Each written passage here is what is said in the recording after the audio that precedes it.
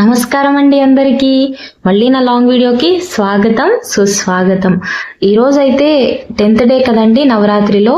మేమైతే కొన్ని టెంపుల్స్ అయితే విజిట్ చేసాం అమ్మ నేను ఈ నవరాత్రిలో. సో అవైతే మీకు ఈరోజు ఈ వీడియోలో చూపించేస్తా. ఇది వచ్చేసి మా ఊరి చింతల వెంకటేశ్వర స్వామి గుడి వెనుక ఉన్న చౌడేశ్వరి దేవాలయం అండి. మా ఊర్లో చాలా చౌడేశ్వరి దేవి దేవాలయాలు అయితే ఉన్నాయి, కానీ ఇది వచ్చేసి కొంచెం పెద్దదన్నమాట. చాలా బాగుంటారండి అమ్మవారు అయితే. లోపల మీరు కూడా చూసేద్దరు కానీ బయట అయితే ఏవో పూజలు జరుగుతున్నాయండి. వీలైనంత మట్టుకు మేము ఏమేమి తిరిగామో అవన్నీ అయితే చూపిస్తా. ఎక్కువ అయితే వెళ్ళలేదులేండి, ఒక 3 టెంపుల్స్ వరకు అయితే విజిట్ చేసాం అమ్మ నేను. సో ఇలా అయితే లోపలికి వెళ్ళాలండి. ఇలా లోపలికి వెళ్తే అమ్మవారిని అయితే దర్శించుకోవచ్చు. చూడండి, అమ్మవారు పసుపు మొహంతో ఎంతో అందంగా కనిపిస్తున్నారు. అందరికైతే దర్శనం ఇస్తున్నారు. మీరు కూడా దర్శించుకోండి. ఇలా వీడియోలో కుదిరితే మీరు కూడా మా తాడిపత్రి వచ్చి కుదిరినంత మట్టికి అన్ని విజిట్ చేయండి. మీరు దసరాల్లో వస్తే కనుక కన్యకా పరమేశ్వరి టెంపుల్ని అయితే విజిట్ చేయండి పక్కాగా. అదే శివరాత్రి అప్పుడు వస్తే శివాలయం అయితే పక్కా విజిట్ చేయండి. చాలా బాగుంటుంది మా ఊర్లో శివరాత్రి. ఇంకా ఇలా కొన్ని టెంపుల్స్ అయితే చూసేద్దాం. అమ్మవారిని దగ్గరికి చూపిస్తున్నా అండి. అద్భుతంగా కనిపిస్తున్నారు కదా అమ్మవారు. ఆమె కళ్ళు చూడండి ఎంత అట్రాక్టివ్ గా కనిపిస్తున్నాయో. అలంకరణ కూడా బాగా చేశారు కదండి చౌడేశ్వరి అమ్మని.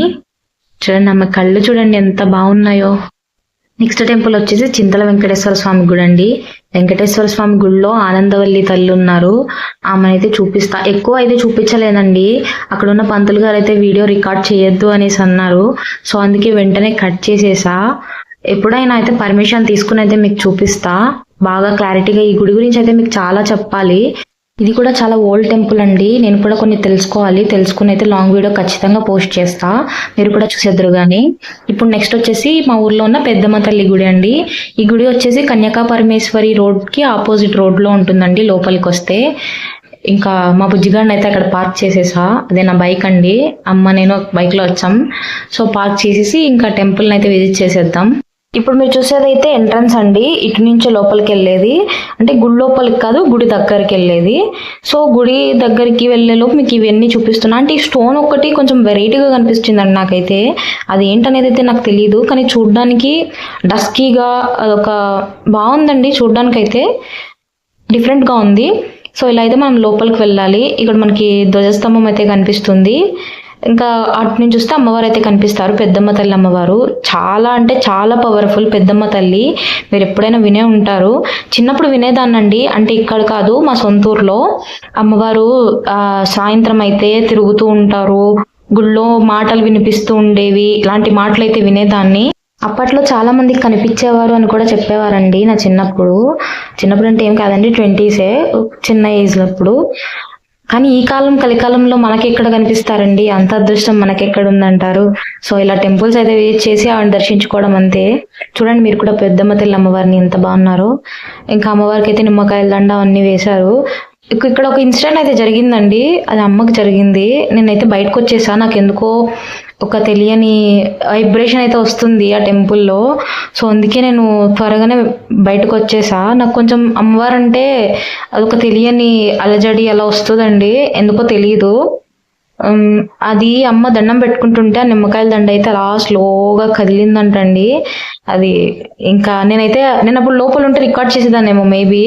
సో నేను బయటకు వచ్చేసరికి అమ్మ చెప్పింది ఇలా అయ్యిందనేసి. అమ్మ చాలాసేపు ఉండిపోయింది లోపలే. చెప్పేసరికి కొంచెం గుస్ బంప్స్ అయితే వచ్చాయి. అలా కనిపిస్తుంది కదండి అమ్మవారి బ్లెస్సింగ్స్ అలా ఉన్నాయి అనిపించి. మీకు కూడా అమ్మవారి బ్లెస్సింగ్స్ ఉండాలని మనస్ఫూర్తిగా కోరుకుంటున్నా. ఆ చల్లని చూపులు, ఆ చల్లని దీవెనలు అందరిపైన ఉండాలి. మనకు అమ్మవారు అయితే ఈరోజు వెండి తొడుగుతో కనిపిస్తున్నారండి. అదే వెండి అంతా వేసి చేసింటారు కదా, సో దానితో అయితే కనిపిస్తున్నారు. పెద్దమ్మ తల్లి అమ్మవారు కదండి, సో అందుకు నిమ్మకాయలు అన్ని అయితే వేస్తారు.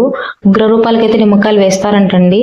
సో ఆ గుళ్ళో అయితే ప్రసాదం పెట్టారు. ఇంకా నేను ప్రసాదం తీసుకున్నా, మనకు మెయిన్ అదే కదండి. ఇదైతే మేము విజిట్ చేసిన దాంట్లో లాస్ట్ అండి. ఎల్నూరు రోడ్ అండి ఇది. అంటే మా ఊర్లో ఎల్నూరు రోడ్లో ఉండే అమ్మవారు. వినాయకుడివి ఎలా పెడతారో అమ్మవారిది కూడా అలాగే పెట్టారండి. కానీ అమ్మవారి విగ్రహాన్ని అయితే అస్సలు నిమజ్జనం అయితే చేయకూడదంటండి. ఇది గరికపాటి గారు ఎవరో చెప్పినట్టు నాకు గుర్తు.